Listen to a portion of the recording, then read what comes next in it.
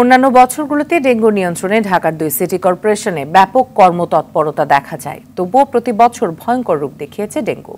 তবে এবারের পরিস্থিতি অন্যান্য বছরের তুলনায় পুরোপুরি ব্যতিক্রম। অভিভাবক শূন্য সিটি কর্পোরেশনে মেয়র কাউন্সিলরদের অনুপস্থিতিতে এবছর ডেঙ্গু নিয়ে আগের চেয়েও বেশি আতঙ্কিত নগরবাসী।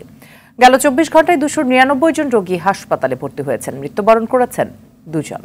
শহরের পাশাপাশি গ্রামাঞ্চলেও ডেঙ্গুর প্রকোপ রয়েছে।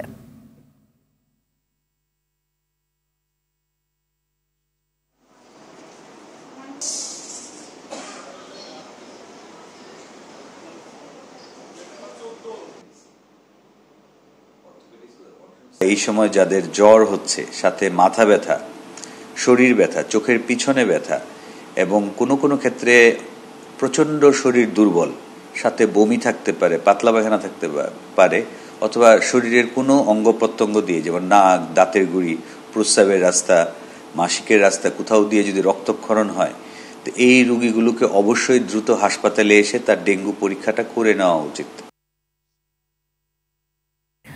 দর্শক, ডেঙ্গু পরিস্থিতি জানাতে রাজধানীর আগারগাঁও শিশু হাসপাতাল থেকে সরাসরি যোগ দিচ্ছেন সহকর্মী সুফিয়ান ফারাবি। ডেঙ্গু রোগীদের চিকিৎসায় হাসপাতালগুলো কতটা প্রস্তুত রয়েছে, আর এডিস মশা নিয়ন্ত্রণে সিটি কর্পোরেশনের কোনো তৎপরতা দেখছেন কিনা? মিতু, ধন্যবাদ আপনাকে। আমরা রয়েছে এই মুহূর্তে রাজধানীর শিশু হাসপাতাল বলে পরিচিত শ্যামলীর যে শিশু হাসপাতাল রয়েছে, এটিতে আমরা রয়েছি।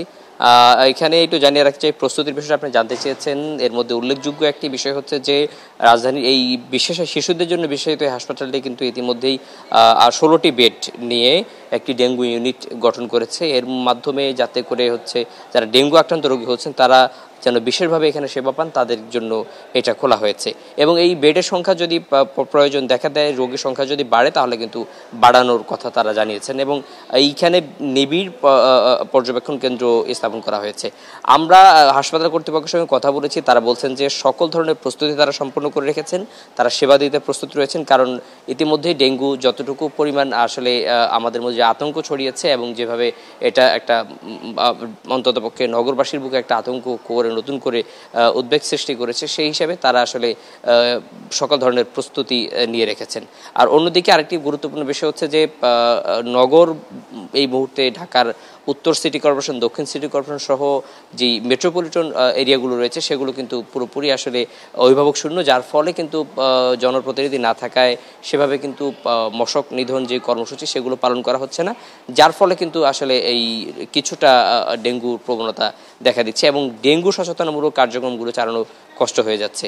আমরা ঢাকা থেকে সকাল থেকে বেশ কয়েকটি হাসপাতাল ঘুরেছি, সেখানে রোগীদের ভিড় দেখেছি। তবে সুবিধাজনক একটি সুখবর একটি বিষয় হচ্ছে যে গতবারের তুলনায় এবারের যে ডেঙ্গুর যেই প্রকোপটা রয়েছে সেটা কম ঝুঁকিপূর্ণ, তথা মৃত্যুর হারটা এবার কম।